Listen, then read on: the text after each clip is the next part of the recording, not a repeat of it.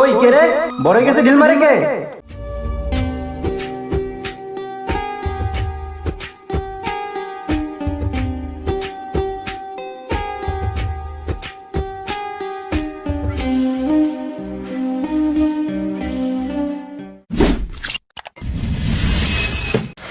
এর জন্য ধরা পড়ে আসলে রে আজকে যে কি হয় তার লাগে ধরে পেটাই তো। এই দাঁড়া, আজকে দেখাচ্ছি মজায়। মাছ ধরতেছ?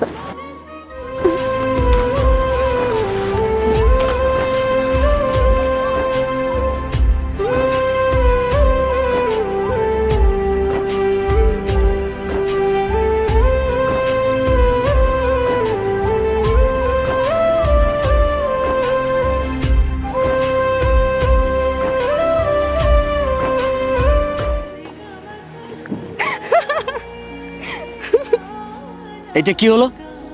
কি আর হবে, যেটা হয়েছে সেটা তো নিজের চোখেই দেখলা। হ্যাঁ দেখলাম, কিন্তু এসবের মানে কি? মানে মানে হলো তুমি আমাদের বাড়ির সামনের বিল থেকে মাছ ধরছো, এই মাছের ভাগ আমাকে দিবে না? কেন ভাগ দিতে হবে কেন? বাড়ির সাথে কি বিলও কিনে রাখছো নাকি? বিল কিনতে যাব কোন দুঃখে? আমি তো যে মানুষটা মাছ ধরছে তাকেই কিনে রাখতে চাই। ইস, শখ কত! এই আরিফকে আজ পর্যন্ত কেউই কিনতে পারে নাই। আইসে শোনো, কে পারলো আর কে না পারলো তা আমি জানি না, কিন্তু আমি তো তোমাকে মনের দামে কিনেই নিয়েছি। হয়েছে, থাক, এত পিরিত দেখাতে হবে না। কেউ দেখে ফেললে আবার কেলেঙ্কারি হয়ে যাবে। এখন এখান থেকে যাও তো। যাচ্ছি, কিন্তু বিকেল বেলা মাঠের পাশে বাবলা গাছের নিচে এসো, কথা আছে। আচ্ছা ঠিক আছে।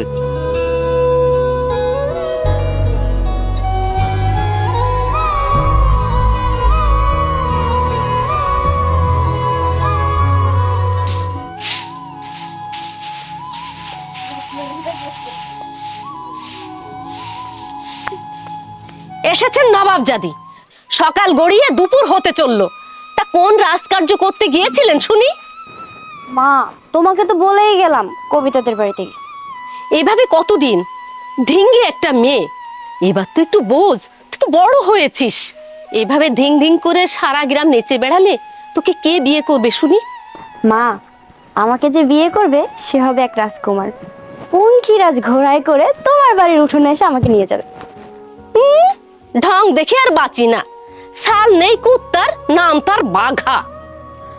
দেখছো বাবা, মা সবসময় আমার সাথে এমন করে। আহা, বাদ দাও না, এখন চুপ করো তো। সবসময় তো আমাকেই চুপ করিয়ে রেখে গেলে, বুঝবে একদিন।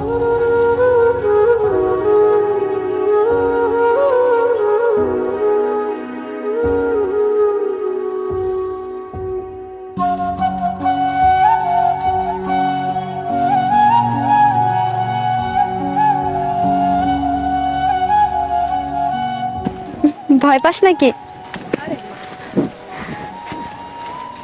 আচ্ছা শুন, তুই একটা এখানে দাঁড়া, খেয়াল রাখবি, ঠিক আছে? আমি তোর সাথে দেখা করে আসি।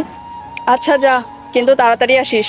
আচ্ছা আচ্ছা ঠিক আছে, তুই থাক এখানে। আবার দেখিস প্রেমে মজে যাস না কিন্তু।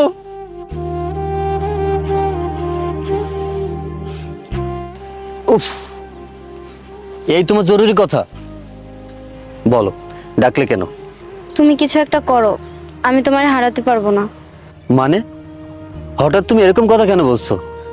গতদিন বাড়িতে গিয়ে শুনলাম বাবা মা আমার বিয়ের আলোচনা করতেছে। এভাবে আর কতদিন বলো তো? মেয়েটা বড় হয়েছে, ওকে তো একটা ভালো পাত্র দেখে বিয়ে দিতে হবে। যদি এমন কোনো অঘটন ঘটায় ফেলে তখন তো ওই পাড়াতে মুখ দেখানো যাবে না। কি করব বলো, মহাজনের কাছে বাড়িটা বন্ধক রেখে সুদের টাকা নিয়েছি। সেই সুদের টাকা দিতে দিতেই তো হাঁপিয়ে যাচ্ছি। আচ্ছা, এই মুহূর্তে যদি মেয়েকে বিয়ে দিতে হয়, সে তো অনেক টাকার প্রয়োজন। আমি তো কিছুই বুঝতে পারছি না। যেভাবে হোক মেয়েটাকে তো একটা বিয়ে দিতেই হবে। তুমি কি বুঝতে পারছো, যদি কোনো একটা সমস্যা করে ফেলে তখন পাড়াতে কিভাবে মুখ দেখাবো?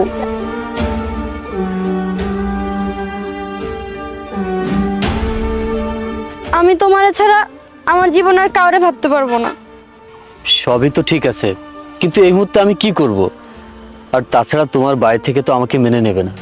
সামান্য কয়টা মাছ বিক্রি করে যে কয় টাকা হয় তা দিয়ে তো আমার নিজেরই চলে না। আর তোমাকে বিয়ে করে খাওয়াবো কি, রাখবো কোথায়?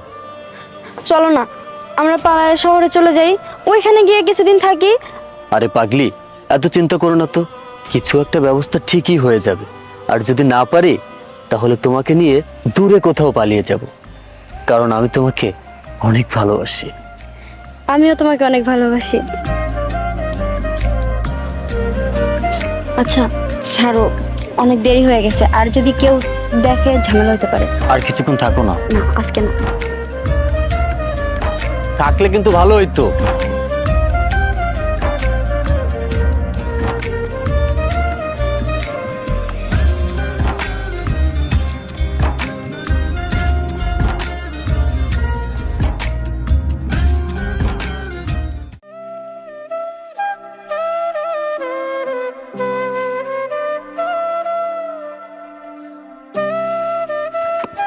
আরে গুরু, আপনি এখানে দাঁড়িয়ে পড়লেন কেন?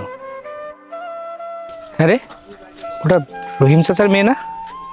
হ্যাঁ গুরু, জানিস মেয়েটা না ভীষণ মিষ্টি, খুব ভাল লাগে ওকে আমার।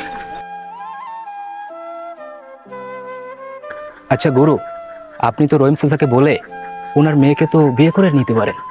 আরে করব করব, সময় হোক, বিয়ে আমি ওকে ঠিকই করব, শুধু সময়ের অপেক্ষা। সুযোগ পেলেই না হাতছাড়া হতে দেবো না। চল ঠিক আছে।